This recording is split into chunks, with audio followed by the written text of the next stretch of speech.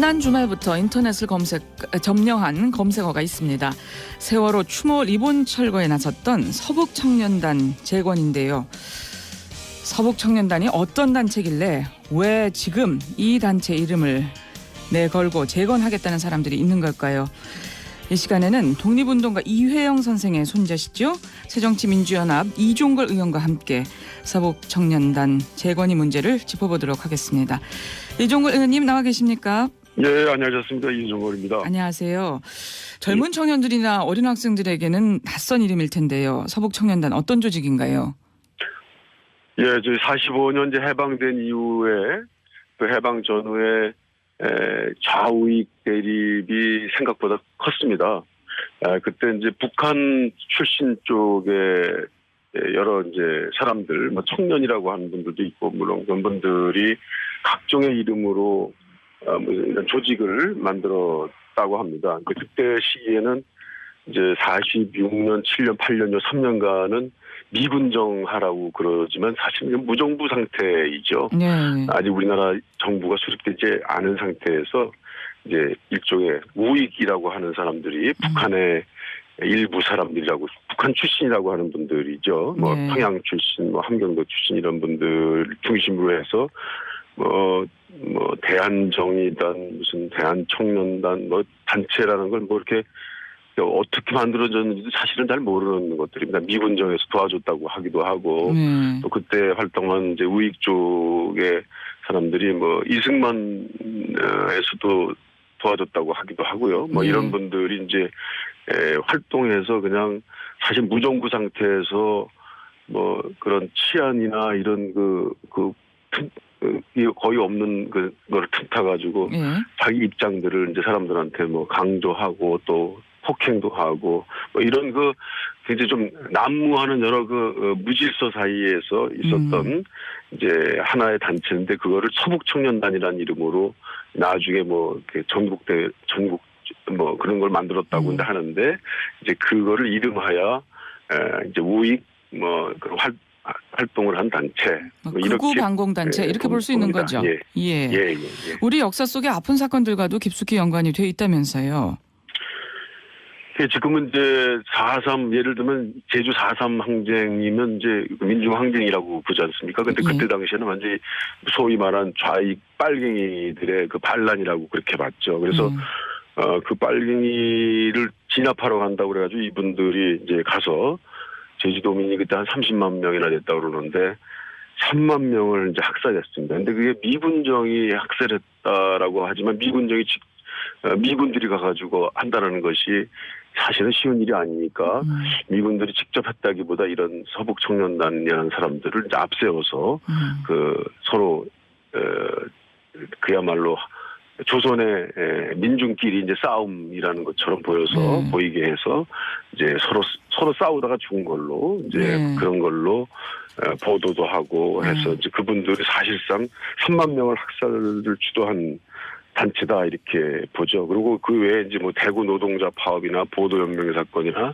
거창 양민 학살 사건들, 이런 사건들이 이제 대개 지금 좌익이 중심이 돼서 뭐 만들어진 사건이다라고 하긴 하는데, 대부분의 경우 보면 꼭 그렇게 보기에도 어려운 측면이 있습니다. 이제 그런 단체, 그런 활동, 그런 이제 사건에 개입을 해가지고 사람들 학살하고 폭행하고 그걸 이제 진압하려고 했다는 이제 그런 역할을 한 단체로 이렇게 보여주고 있습니다. 그 김구 선생을 암살한 안도희도 여기 조직원이었다 하는 얘기가 있던데요. 정말 끔찍하고 뭐 잔혹한 행동들 많이 했다면서요. 그러니까 그 안도희 경우에는 뭐 서북청년단원이라는 것이 분명히 보도가 돼서 저도 체크해 보니까 그분은 서북청년단이라는 게 분명하다 이제 이렇게 돼 있고, 그리고 그때 장택상이라든지 조병욱 이런 분들이 이제 임시정부, 이승만 정부 때 이제 뭐 내무장관도 하고 그랬지만, 그분들이 이제 처음 시작은 옛날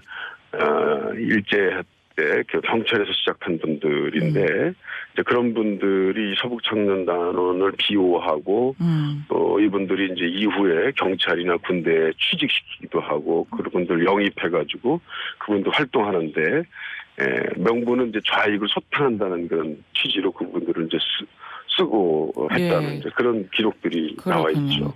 네. 이른바 뭐 빨갱이를 때려잡는다 이런 명분 아래 백색 테러를 아주 노골을 한 단체였는데 정권도 비호를 했다 하는 그런 말씀이신 것 같고요.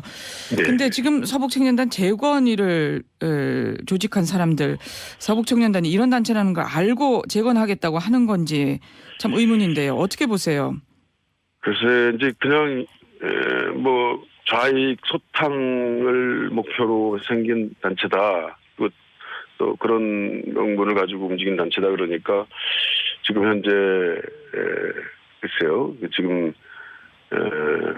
그런 분들을 다시 재건한다는 게 어떤 뜻인지 모르겠습니다만 지금 이제 시민운동하고 뭐 이런 분들을 좌익으로 보는 사람들이겠죠. 참 시대에 뒤떨어지고 좀 그런 역사적인 그 서북청년단이라는 역사적 사건 한 3년간 있었던 미군정화입니다. 그러니까 그 전혀 저희들이 컨트롤하기 어려운 그런 시기에 있었지만 이제 그 미군정이 우리 이승만 정부로 바뀌면서 그분들을 이제 흡수해가지고 사실 소멸해버린 단체. 그러니까 시기적으로도 맞지 않고 역사적으로도 그렇게 썩 자랑스러운 그런 이름이 아닌데 그런 이름들을 다시 재건한다는 것은 뭐 아마도 뭐 잘 모르는 분들이 그야말로 아주 극단적인 생각을 하는 일부 사람들이 이제 좀 극단적인 그 활동의 그 취지도 잘 모르고 하는 것이 아닌가 이런 걱정을 하게 잘 합니다. 모르기 때문에 어떻게 보면 무지에서 비롯된 것이다. 뭐 이렇게 보시는 것 같은데요. 근데 지금 또 특히 이 서북청년단 재건이가 화제가 된 게 지난 주말에 세월호 참사 추모 노란 리본을 철거하겠다고 나섰기 때문인데 일단 이 행동에 대해서는 어떻게 보세요? 글쎄 뭐 그 노란 리본을 철거하려고 하는 그 몇몇 사람들이 그런 이름을 붙여서 한 것이다라고 보고 그러나 노란 리본이 역사적으로 세월호 참사의 찬상을 우리가 올해 기억하자라고 하는 그런 취지의 많은 시민들의 생각들인데 그것이 담겨 있는 것인데 그거를 일부 사람들이 기분 나쁘다고 해서 그걸 철거한다든지 이런 것들은 그건 일종의 그것도 폭력이고 뭐 백색 테러라고 하는 말로 붙이기는 좀 그렇습니다만 예전에 서북청년단이 했던 그런 나쁜 짓을 또 하려고 하는 것은 아닌지라는 그런 일말의 걱정이 있습니다. 그러나 서북청년단이 이 사회에서 소멸해버렸던 것처럼 그러나 아무리 폭력을 하고 또 그 잔악한 행위를 했다 하더라도 그것이 결국은 국민들에게 수용되지 못하는 그런 이제 내몰리는 활동과 단체가 됐기 때문에 사라졌던 것이고 그런 노란 리본 철거라는 그런 한마디 행동이 그렇게 그들에게 자랑스러운 일은 아닐 거다. 그리고 국민들에게 수용되지 않을 것이다. 이런 생각을 하죠. 지금 우리 사회에서 받아들일 수가 없을 것이다. 받아들여지지 않을 것이다. 이런 말씀이시네요. 새정치연합의 유기홍 수석대변인 같은 경우에는 범죄단체 조직 결성에 해당된다. 서북청년단 재건이. 그래서 당장 경찰이 수사해야 된다. 이런 논평을 냈던데요. 의원님께서도 동의하세요? 저도 그래서 제가 직접 겪은 시대는 아니고 저희 이제 할아버님 그 무정부 아나키스트라고 했던 그런 분들이 이제 해방 이후에 나온 분들이 이제 뭐 자유 건설자 연맹 뭐 이런 단체를 만들어 가지고 활동도 하고 그랬죠. 근데 그런 분들은 사실은 항일에 대해서는 아주 강력했지만 일반 우리 국민들을 만났을 때는 아주 온순한 분들 있죠. 저 이정규 선생, 이을규 선생님 같은 분들인데요. 그런 분들도 이 충정로나 이런 서울 시내 한복판에서 그 서북청년단 단원이라고 하는 저는 이름도 모르는 사람한테 걸리면 고문당하고 끌려가가지고 뭐 맞고 정말 며칠간 구금도 당하고 이런 일을 당했다는 것이죠.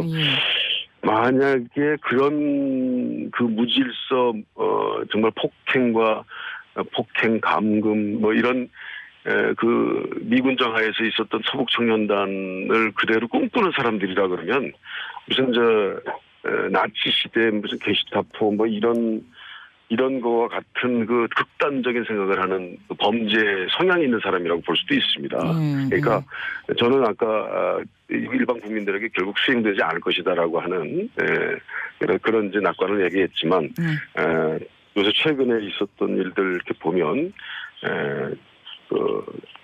걱정도 많이 되신다 하는 그런 말씀이시군요. 어떤 사람들이 와가지고 그렇게 폭력을 이렇게 자꾸 유도하고 그러는 걸 보면 그런 것들이 직접 행동으로 나설 수 있다라고 하는 가능성을 놓고 본다면 그것을 미연에 없애야 된다라고 하는 생각도 있고 그것을 정말 범죄단체 조직으로 갈 수 있는 소지의 그 초기 단계에 있는 것으로 볼 수도 있지 않느냐. 저는 그런 생각을 합니다. 그런 우려도 실제로 있다 하는 말씀이시군요. 의미 있게 받았습니다. 예, 그렇군요.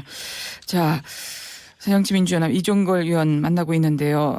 전화가 연결된 김에 정치 현안도 좀 여쭤보겠습니다. 어제 심야 의총하셨잖아요. 국회 본회의 등원 오늘 그 문제에 대해서는 결론이 났습니까? 결론도 안 났고 뚜렷한 진전이 없습니다.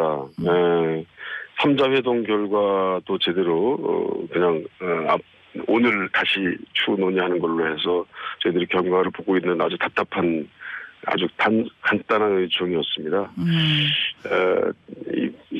저희들은 어떻게든지 이번에 그 유족과 새누리당 그리고 저희 3자 합의가 오늘 중에 당일이 돼서 그래서 국회 정상적인 운영에 우리가 같이 협조하고 참여해서 국회 할 일을 꼭 해야 되겠다는 생각을 좀 하고 있습니다. 예.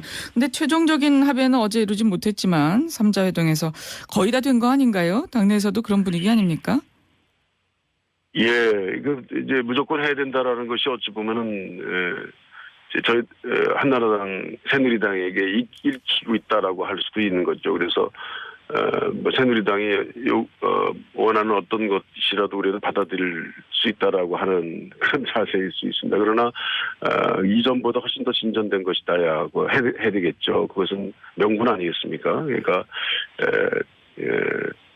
새누리당도 이것을 큰 차이 없습니다. 특검의 그 추천인의 그 후보자들인데 그걸 구성하는 것인데 그래서 좀 전향적인 생각을 해주셨으면 하는 생각입니다. 근데 어쨌든 의원님 등원은 해야 되는 거 아닙니까?